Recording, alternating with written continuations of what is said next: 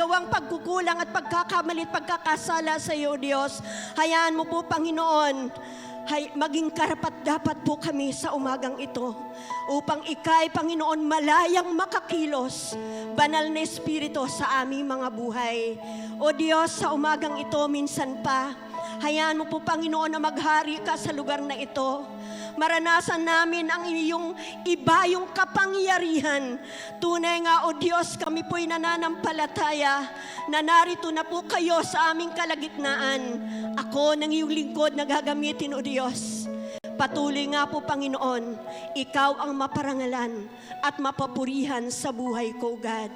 Gamitin mo lamang po ako, Panginoon, na isang kagamit-gamit sa iyong banal na harapan. Lord God, salamat po sa umagang ito. Pinupuri ka namin, pinasasalamatan ka namin sa pangalan ni Jesus. Amen and amen and amen. Palakpakan po natin ang Panginoon. Malakas na palakpak habang tayo ay umuupo po. Praise God. Praise the Lord. Praise God.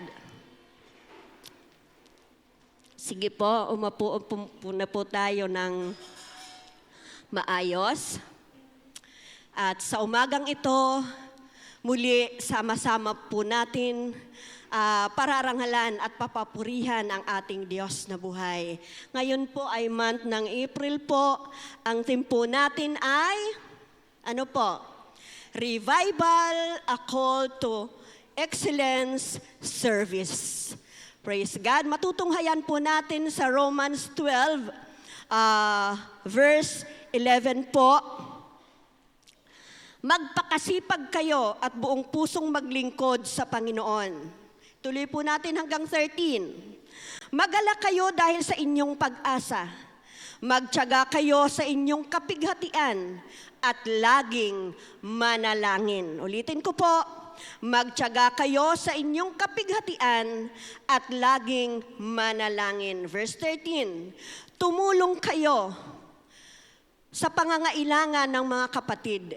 Ibukas ninyo lagi ang inyong pinto sa mga taga-ibang lugar. Purihin ang Panginoon sa pagkabasa ng kanyang buhay at banal, makapangyarihang salita. Amen.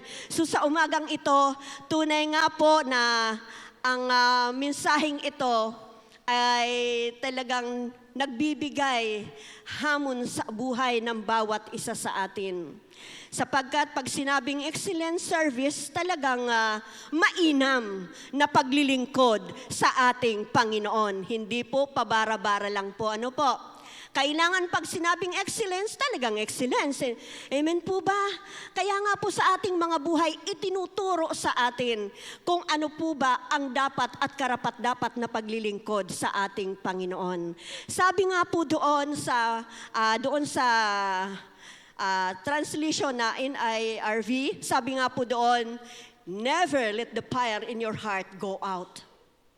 Yung apoy o naglalagablab na apoy sa ating mga puso, wag mong nating hayaan na ito'y lumabas. Ano pa ang sabi? Keep it alive. Talagang maging buhay tayong tapat na naglilingkod sa ating Panginoon. Serve the Lord. Serve the Lord. Sabi nga po doon, when you hope, be joyful. When you suffer, be patient. Be faithful in prayer. Amen? So, ibig sabihin po sa pagkakataong ito, hayaan natin na maunawaan natin ano ba ang excellence service sa ating Panginoon.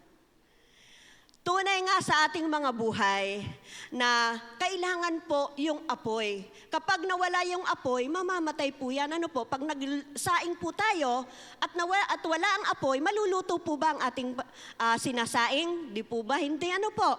So, ibig sabihin sa ating mga buhay bilang lingkod ng Diyos, bilang mananampalataya sa ating Panginoon, huwag natin aalisin yung apoy na yan sa ating mga buhay, sa ating mga puso. Hindi lang po mag-aapoy tayo pag araw ng linggo dahil mananambahan po tayo. Dapat po bilang Kristiyano, araw-araw, naglalagablab, nagniningas ang ating pananampalataya sa Diyos at paglilingkod sa Panginoon. Amen po ba? Amen. Hindi lang po araw ng linggo, sa lahat ng pagkakataon na may pagtitipon para sa Panginoon, dapat visible po tayo, hindi invisible. Ano po? Amen po ba? Kasi po sa nararanasan po namin, ito po, iaano ko lang naman po sa inyo, ibabahagi lang po. Tuwing prayer meeting, kukunti po ang dumadalo. Dapat po, pag nag-aalab yan sa ating mga puso, ang paglilingkod sa Diyos, ang pananampalataya sa Panginoon, dapat nakikita po sa ating mga buhay. Amen po ba? Kung bakit po naman sa tuwing pagtitipo ng pananalangin ay walang dumadalo. Yan nga po ang pinakamahalaga po Dahil nakikipag-usap tayo sa Diyos, nakikipag-communicate po tayo sa Diyos. Huwag natin hayaan na mawala ang apoy na yan sa ating mga buhay. Amen? Kaya mga ilan lang bagay po na ating pag-aaralan sa umagang ito. Kasi po, sabi nga po, we serve a God of excellence and we are called for excellence. Amen. Excellence is an attitude that touches every area of our life. True excellence means you dedicate yourself fully to everything you do as if you are working for the Lord. Amen po ba? Kaya nga po excellence Nag-aalab pati, isustain natin yung apoy na yan. Huwag yan hihina, tapos lalakas. Manatili, maningas tayo sa paglilingkod sa ating Panginoon. Ano po ba ang number 1? Sabi nga po doon, how to give God quality service.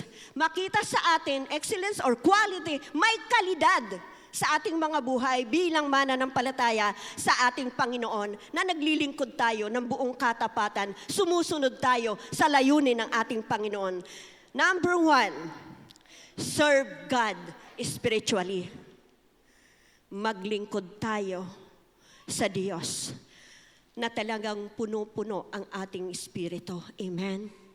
Kasi po sabi nga doon sa Romans 1:9, saksi ko ang Diyos na pinaglilingkuran ko ng buong puso sa pamamagitan ng aking pangangaral ng mabuting balita tungkol sa kanyang anak na lagi ko kayong idinadalangin. Yan po ang sabi ni Apostol Pablo. Ano po? Sabi nga po dito, ano bang ibig sabihin serve God spiritually? Yung ating pananalangin sa Diyos. Dapat yan nagniningas pag lumalapit tayo sa Panginoon upang maramdaman natin at maranasan natin ang kanyang kapangyarihan na kumikilos sa ating mga buhay. Amen po ba? Hindi lang po sa nananalangin tayo, nakasambit lang po tayo ng mga salita na nais natin idulog sa Diyos. Hayaan natin yung katapatan na paglapit natin sa Panginoon at tamang motibo ng ating paglapit sa Diyos. Amen po ba? Amen? Hindi po yung pananalangin natin na para sa iyo lang, para sa iyo lang, para sa akin, yung mga bagay na gano'n. Ano po?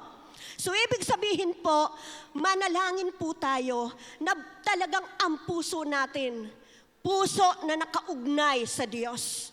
Nag-i-ignite, sabi nga, talagang dugtong sa ating Panginoon. Amen po ba? Na dapat natin ito po ay maunawaan. Kaya nga po, mahalaga po yung tunay at tapat na paglilingkod sa Panginoon. Sapagkat makikita sa ating mga buhay, kapag tapat tayo na sumusunod at naglilingkod sa Diyos, yung glory ng Panginoon, makikita po sa bawat isa sa atin. Amen? Kaya nga po, mahalaga po ang pananalangin. Sabi nga po doon, keep the fire burning in our lives. Number 2, bibilisan ko na po. Serve Him passionately. Yan. Serve Him passionately. Sabi doon sa John 2:17, without a burning zeal, you cannot offer acceptable service. Sabi po doon, sabi doon sa 2:17, naalala ng kanyang mga alagad ang sinasabi sa kasulatan, ang malasakit ko sa iyong bahay ang tutupok sa akin. Mayroon pagmamalasakit Amen? Sa ating kapwa, sa ating kapwa manggagawa, maging sa pagbabahagi ng salita ng Diyos. Share the Word of God. Kung anong apoy o ninga sa ating puso, ibahagi natin sa ating kapwa. Matuto po tayo magbahagi ng salita ng Diyos upang madala natin sa harapan ng ating Panginoon. Serve passionately. Ano po? Yan po ang nais ng Diyos. Di po ba nasa core values yun ano? Passionate love for God. Kung mahal natin ang Diyos, maglilingkod po tayo ng buong katapatan, ng buong pagmamalasakit sa ating kapwa. Ito na po ang panahon para ibahagi natin ang salita ng Diyos sa ating kapwa. Ito na po ang panahon para gamitin natin ang ating mga panyapak makarating sa mga tao na nangangailangan ng kaligtasan. Yun po ang pagkatawag po sa bawat isa sa atin. Serve God passionately. Maglingkod po tayo sa Diyos ng may pagmamahal at pagmamalasakit sa ating kapwa. Naunawaan po ba natin? Amen. Palakpakan natin ang ating Panginoon. Praise God. Malakas na palakpak. Hindi po para kay Sister Ermi, kung hindi para sa ating Diyos na buhay. Amen. Praise God. Alam po ba ninyo ang sumisimbolo na apoy na sinasabi? The presence of Almighty God. Mararamdaman natin, mararanasan natin ang presensya ng Panginoon kapag ang puso natin at ang tunay natin paglilingkod sa Diyos ay talagang nag-aalab at nagniningas. Na mapaglingkuran natin ang ating Panginoon ng buong katapatan. Amen? Hindi po ang paglilingkod sa Diyos ay sasabihin hindi pa ang tamang panahon. Ngayon na, ito na ang tamang panahon. Amen? Amen po ba? Gamitin po natin ang regalo na ibinigay sa atin ng Panginoon. Ibahagi, ihayag ang salita ng Diyos. Number 3 po, ay sabi pa nga po dito, ito po, everywhere God places you is for the purpose of His service. Saan man tayo nilagay ng Diyos, may layunin ng Panginoon, bakit ka inilagay dyan? Bakit tayo inilagay sa isang ministeryo? Na tunay nga kung minsan tayo'y umaayaw maglingkod sa Panginoon. Tayo'y nagrereklamo, amen?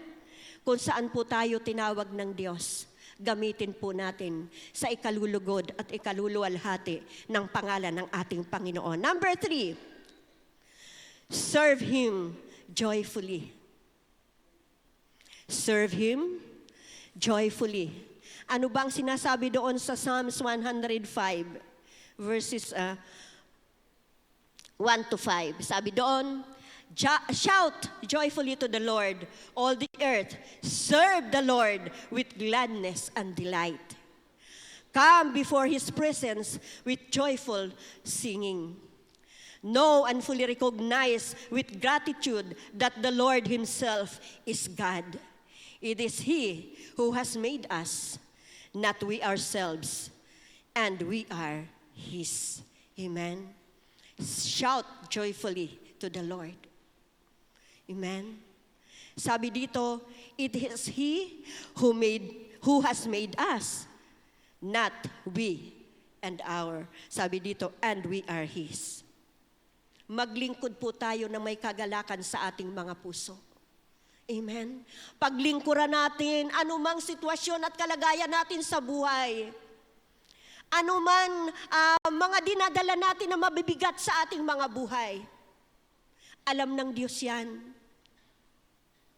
Hindi po ang magiging dahilan kaya hindi tayo naglilingkod dahil may problema ka.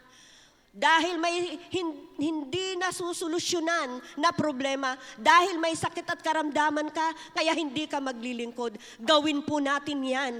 Anumang nararanasan natin sa buhay, sundin natin ang kalooban ng Diyos. Paglingkuran natin siya, mararamdaman natin siya ay talagang sa buhay ng bawat isa sa atin, pagagalingin tayo, palalakasin tayo, at talagang lahat ng bagay ibibigay sa atin ng Panginoon. Yun po na dapat natin makita yung tunay na pag-asa mula sa Diyos na naglilingkod tayo ng buong kagalakan.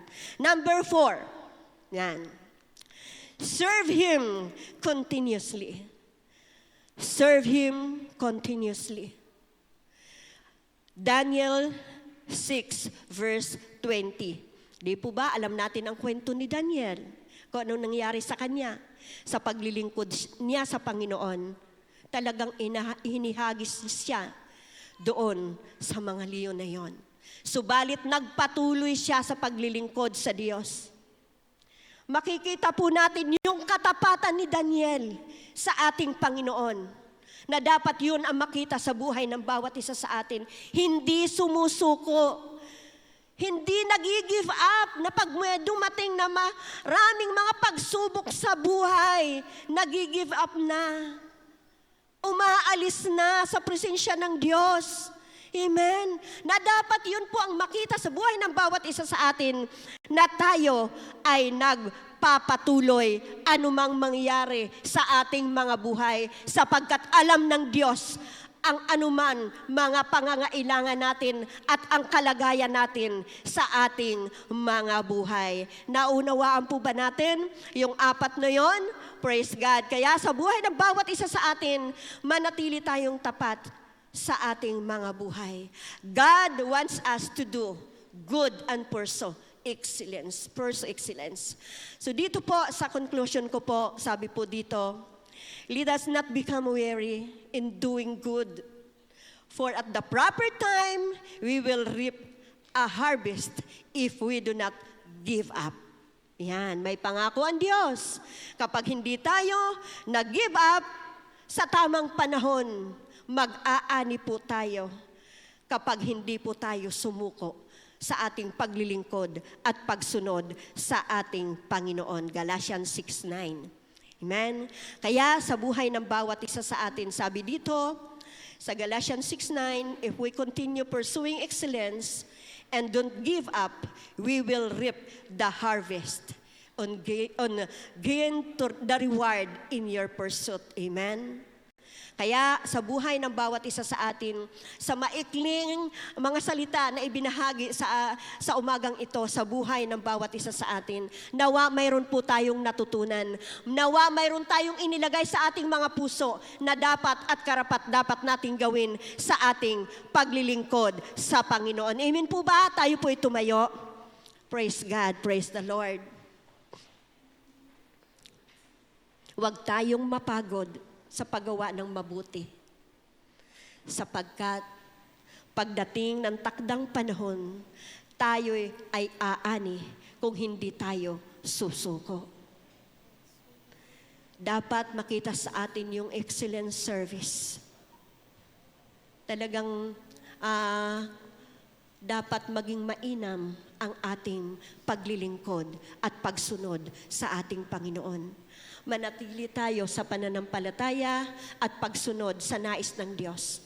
Hindi po matatawag na excellence ang ating paglilingkod kung papatay-patay ang ating apoy sa ating puso. Amen po ba? Laging magningas, laging gatungan ng paglilingkod na may katapatan sa ating Panginoon. Praise God, praise God. Praise the Lord. Hallelujah.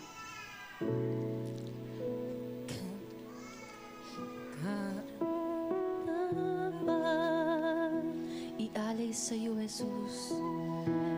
Ialay sa'yo, Jesus. Ang aking papuri.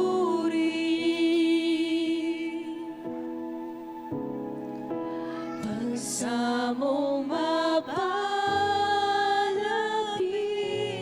sa'yo. Hallelujah.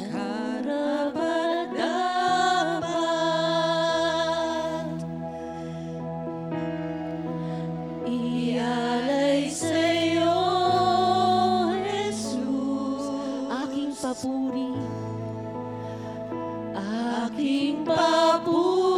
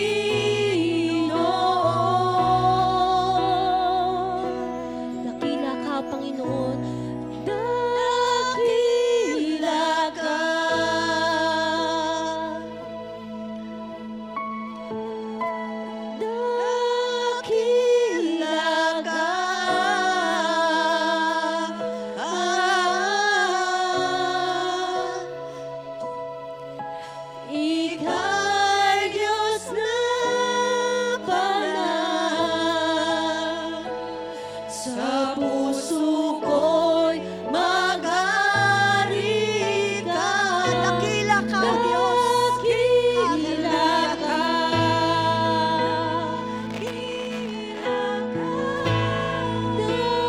Dakila ka. Sa'yo alay. Sa'yo alay ang aking pagsamba. Nag-aalab sa aking puso.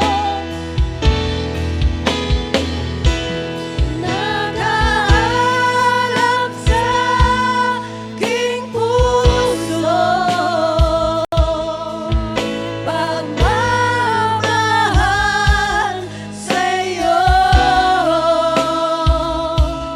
Dahil ikaw lang ang Panginoon. Minsan pa po natin awitin, nag-aalab sa aking puso.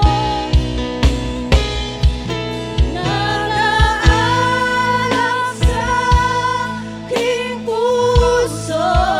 Pagmamahal sa'yo, Panginoon. Pagmamahal sa'yo. Dahil ikaw lang ang Panginoon. Pagkat ikaw ay dakila, Panginoong Jesus. Dakila ka. Dakila ka. Dakila ka.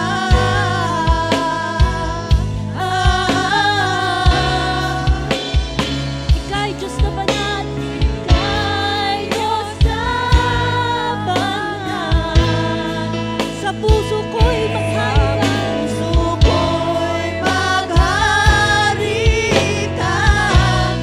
Dakila ka.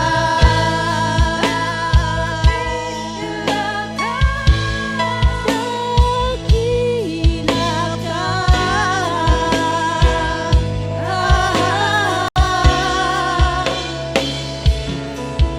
Sa'yo alay ang aking pagsamba. Nag-aalab sa ating puso. Gawin po natin panalangin sa ating Yes, Panginoon. Lord God. Nag-aalab sa aking puso.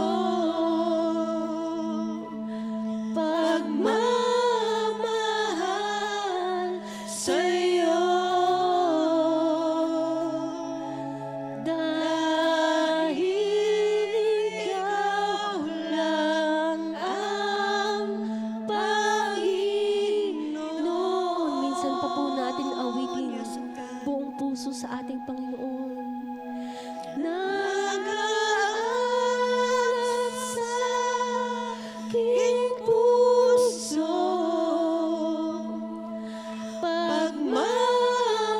Pagmamahal sa'yo. Dahil ikaw lang ang Panginoon. Yes, O God. Hallelujah. Yes, O Jesus. Yes, Holy Spirit. Yes, O God. Sa umagang ito, Panginoon, marahil sa buhay ng bawat isa sa amin, marami kaming pagkukulang sa iyo, Diyos. Hindi nagiging ganap ang aming pagsunod at paglilingkod sa iyo. Marami kaming mga pagkukulang. Marami kaming bagay, Panginoon, na hindi nagagawa. Kaya sa umagang ito, lubos kami, Panginoon, humihingi ng tawad sa iyo. Patawarin mo kami, Panginoon. Kung kami nagiging complacent, Lord, sa aming paglilingkod sa iyo. Lord God, ang anuman mga pagkukulang namin, ang anuman mga bagay, O Diyos, na hindi nagagawa namin. Iniluluhod namin ngayon ang aming mga puso. Hinihingi ng kapatawaran. Patawarin mo kami, Panginoon. Patawarin mo kami, O Diyos. Patawarin mo kami, Banal na Espiritu. Maraming salamat sapagkat alam namin na ariyan ka lagi. Handang magpatawad. Handa, Panginoon, O God, muli kaming yakapin. Muli na maramdaman namin ang init, Panginoon, ng iyong pag-ibig at pagmamahal sa amin. Nawa, O Diyos, sa buhay ng bawat isa sa amin, masuklian naman namin, Panginoon, yung mainam na paglilingkod, yung maningas, maapoy at maalap na paglilingkod sa iyo, Diyos. Hayaan mo po, Panginoon, na sa aming mga buhay, kami po iyong tutulungan, kami po iyong tuturuan, na magawa namin ang mga bagay, O Diyos, na nais mong ipagawa sa amin. Maging excellence po, Panginoon, ang aming paglilingkod sa iyo. Lord, salamat sa umagang ito, sapagkat minsan pa, kami mo muli, Panginoon, ginising mo, pinaalalahanan mo, tinuruan mo, O Diyos, kung paano kami maglilingkod ng buong puso at buong katapatan. Maraming salamat. Patuloy mo pong pag-alabin ang aming mga puso na may kagalakan habang naglilingkod sa iyo. Maging matyaga po kami, Panginoon. Higit sa lahat, O Diyos, maging mapanalanginin po kami, O God, in the name of Jesus. Ito po ang nais mo sa aming mga buhay. Hayaan mo po, Panginoon, na sa pagkakataong ito, O God, yung alab na yon sa aming mga puso, maibahagi din po namin sa aming kapwa. Sa pamamagitan, O Diyos, ng pagbabahagi ng iyong buhay at makapangyarihan salita, upang maraming madala sa iyong banal na paanan, O God, ang mga lingkod mo na tapat na sumusunod sa iyo. Salamat po, Panginoon, sa oras na ito. Pinupuri ka namin, pinasasalamatan ka namin, O God. Hayaan mo, Diyos, na magpatuloy ang paglilingkod namin, Panginoon. Anumang sitwasyon at kalagayan namin sa buhay, hindi ito magiging hadlang upang tumigil kami sa paglilingkod sa iyo, sa pangalan ni Jesus. Maraming salamat na ang mga anak mo na narito, O Diyos, na naglaan ng oras at panahon para sa iyo. Pagpalain mo, Panginoon, ang kanilang mga buhay. Ang anuman, O Diyos, mga suliranin, kabigatan, problema, Panginoon, Ikaw, O Diyos, ang tutugon sa kanilang mga pangangailangan. Pagalingin ang lahat ng may sakit at karamdaman. Palakasin ang mga nanghihina. In the mighty name of Jesus. Bigyan ng pag-asa ang mga walang pag-asa. Lord, salamat. Alam namin, dakilang Diyos, nasa iyo ang lahat ng bagay. Nasa iyo ang lahat ng bagay, Panginoon. Wala kaming gagawin kung hindi ang panampalatayanan at tanggapin ang lahat ng bagay, O Diyos, na kaloob mo sa aming mga buhay. Lord, salamat po sa umagang ito. Maraming salamat sapagkat alam namin ang lahat ng mga pangangailangan ng iyong mga anak ay patuloy mo nang ibinababa at tinutugon ang lahat ng kanilang panalangin mula sa kanilang mga puso sa pangalan ni Jesus. Maraming salamat, O Diyos, sa umagang ito. Hayaan mo po, Panginoon, na tunay na ang namin ng tagumpay mula sa iyo. Aalis ang bawat isa sa amin na narito ngayon, O God, dala yung katugunan, dala yung katagumpayan, dala yung apoy na ibinigay mo sa kanilang mga puso. Hayaan mo po, Panginoon, na wag ito mamatay at manatili, Panginoon, nag-aalab, nagniningas upang makapaglingkod ang bawat isa ng buong katapatan. Salamat po, Diyos. Pinupuri ka namin at pinasasalamatan sa pagtaas ng aming mga kamay. Tanda ng buong puso kami, Panginoon, mananampalataya, magtitiwala, Panginoon, at susunod sa iyo ng buong puso, buong lakas, buong isip, Panginoon, sa pangalan ni Jesus. Maraming salamat. Sa iyo ang papuri, pasasalamat at pagsamba sa pangalan ni Jesus. Amen and amen and amen. God bless you po. God bless you po. Makakaupo na muna po tayo.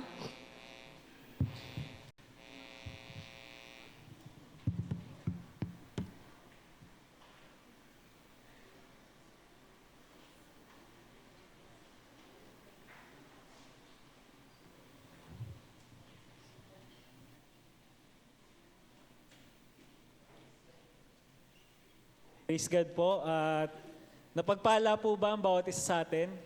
Sige po, bigyan po natin ng best clap offering ang Lord. And ngayon po ay dadako po muli tayo sa isa pang mahalagang gawain. Ito po ay ang pagbibigay. And tamang-tama po sa team natin ngayon na excellent service. So, another way to give our excellent service to God is to offer our best to God. And tithing po,